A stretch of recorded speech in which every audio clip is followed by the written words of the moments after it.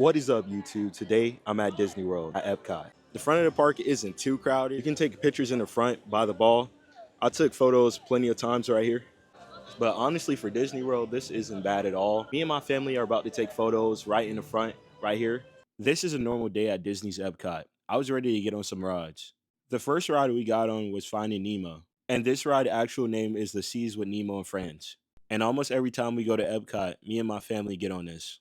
The lines for this attraction is usually short since it's a get straight on ride. Any height and all ages can ride since it's a family friendly attraction.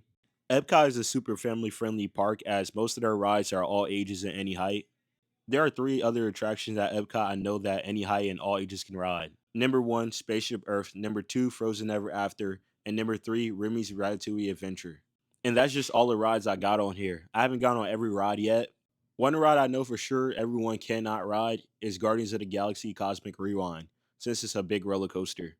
Now me and my family are about to get on the Finding Nemo ride. The clamshells are ride carts. Here's everyone getting onto the different clam. We're finally on our first ride, which is Finding Nemo. Got my dad down there, my mom, and all my siblings in these different carts. Yeah. I've been on this ride plenty of times. It's getting a little uninteresting. This ride was good the first couple of times I went on it. And then after getting repeatedly on it and on it again, this ride is just not as fun anymore. But this is a good ride. Me and my family get on this ride because everyone could get on it. And one of my little brothers loves this ride. I highly do recommend this ride if you want a ride that everyone can get on. Unfortunately, on this ride, you do not get wet, which would be pretty cool. It does really have a cool vibe since it really feels like you're in the sea. Like these jellyfish right here. And the next one, jellyfish! Or the deep sea vibe where you get to meet the anglerfish. You're not helping! Nemo! On this ride, there's Bruce the Shark and his friends from the Finding Nemo movie. After this, you get to see Crush the Turtle. Righteous man. Oh, dude. This is my favorite part of this ride. It feels like you're moving backwards even though you're moving forward. After swimming with Crush and the other turtles, Dory and Marvin finally found Nemo. Nemo's family and friends sang a song. This is the end of the ride where you get to see all the people who tried to find Nemo, and they sang a song to celebrate his finding.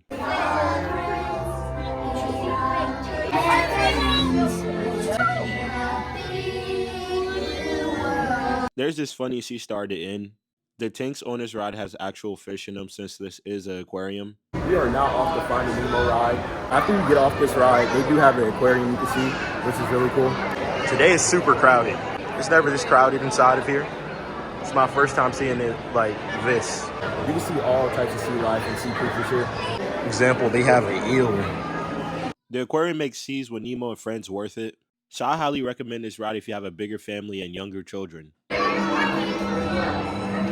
So they found a little duck right here.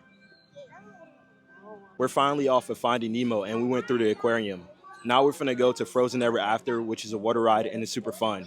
I like Epcot because the scenery and the different country infrastructures that they have here. It's super interesting to see how like different countries look. Because here I'm in the United States and they have areas like China, Germany, stuff like that. Me and my family are finally getting on Frozen Ever After. This is a water ride with a drop and surprisingly all ages and any height can ride this one. This is one of my favorite rides at Disney World and if you're at Epcot, this is a must do. The first Frozen character you see is Olaf the Snowman and Sev the Reindeer. Olaf sang his own version of the song for the first time in forever. The trolls from the first movie also make an appearance. All the visuals on this ride is amazing. This attraction really feels like you're in the Frozen universe. And this is why me and my family at Epcot because it's super family friendly and most of the rides here are good. Olaf shows up again, but now he's ice skating singing a song. Anna is singing for the first time in forever while Kristoff is playing a beat for it. Then Sev the reindeer has his tongue stuck on ice. Some gates opened up, finally letting us see Elsa. Just like in the movie where she's creating her ice castle, she's singing Let It Go. This is one of the best parts of this ride. This ride lasts 5 minutes, and you actually get wet on this ride since it's a water ride, unlike Nemo. And here's one of the best parts right here. After she sung Let It Go, we went down backwards on a small drop. You really get to see amazing animations of Elsa singing Let It Go. This is my favorite ride I rode so far at Epcot. I haven't rode Guardians of the Galaxy Cosmic Rewind, so I can't really say it's the best one at Epcot. But I know this was one of the best rides at Epcot, as well as Ratatouille. You get to see the ice monster that Elsa created. And this is the best part of the ride. At this part, we get to go down a 28-foot drop.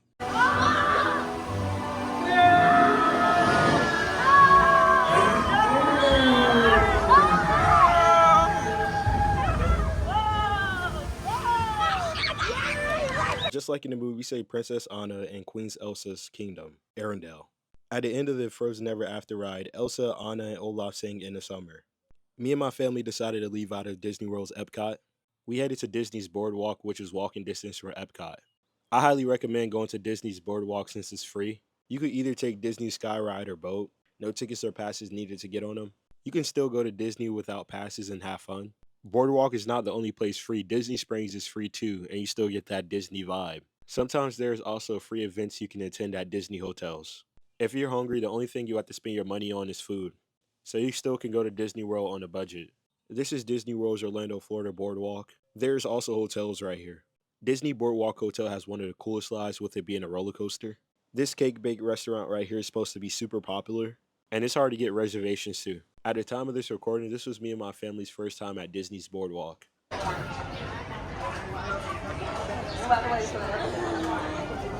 I decided to go to the cake bake shop restaurant to see what I gotta do to make a reservation. They told me I would have to do it online and I'll probably be on a wait list. I asked if I could go inside their bakery without a reservation and they said yeah. This is the cake bake shop bakery. My initial thoughts when I first walked inside is that the decorations were amazing.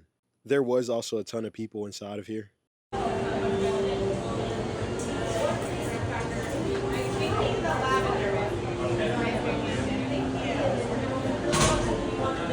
Inside the bakery, you can see where the actual restaurant is. The Cake Bake Bakery had a lot of different desserts. There were brownies, macarons, cakes, and cookies. I highly recommend coming here if you're at Disney World's Boardwalk. It's completely free to go inside and look at the items they have in this bakery. But if you want any dessert from this place, you have to pay. I decided not to get anything from this bakery. We're hanging out at Disney's Boardwalk, and we were over here chilling, looking at the movie waiting for it to start. And we got chosen by Tammy, one of the best cast members ever. My family were going to start off the movie at Boardwalk.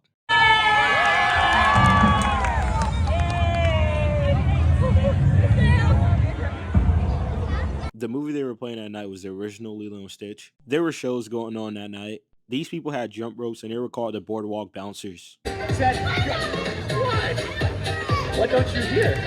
Oh, the rhythm! How can I forget? Yeah, that sounds way better. Okay, this is good. All right, let's set her up here. Ready, set, go! Oh yeah, it's working. All right, flip, hey. Ooh, I think it's time to shuffle it up. Here we go. Take it all the way around, nice and slow. This Boardwalk show was very entertaining. I had an amazing time watching this, and as well as this huge crowd that they had. It was super lit here at nighttime. Switching all the way around. We're facing the wrong way. We'll take it back. And we made it.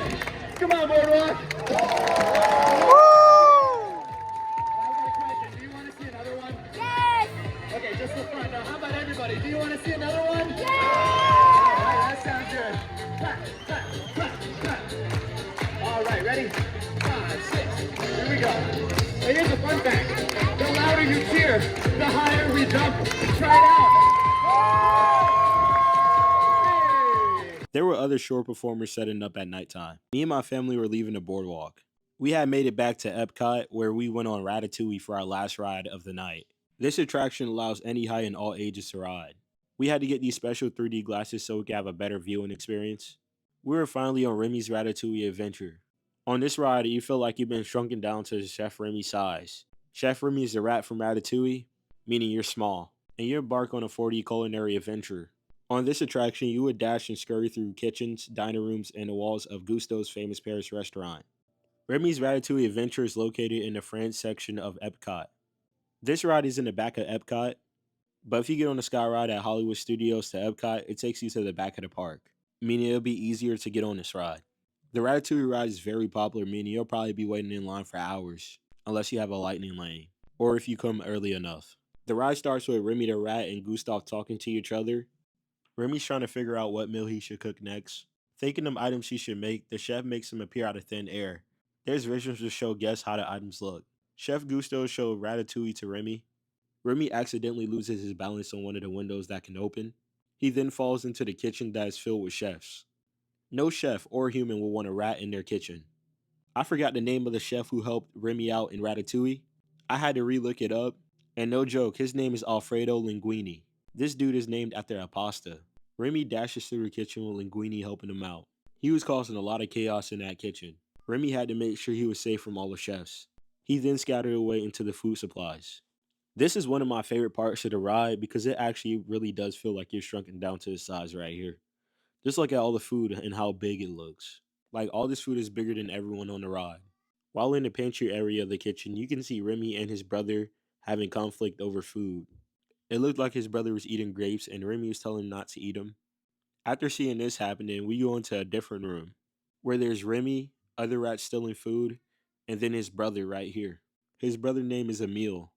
My camera had died, so I couldn't get the rest of the footage. Hopefully everyone enjoyed this video and stay tuned for more Disney content.